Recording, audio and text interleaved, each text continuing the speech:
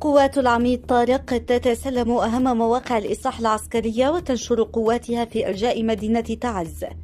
تفاصيل خطيرة.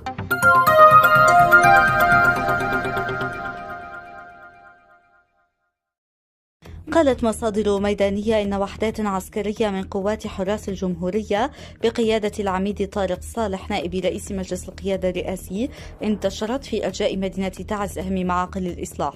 يأتي ذلك عقب وصول العميد طارق صالح صباح الأربعاء إلى محافظة تعز، وذلك في أول زيارة له إلى المدينة، وافتتح خلالها مشاريع مياه بتمويل إماراتي قدر بنحو 10 مليارات ريال يمني.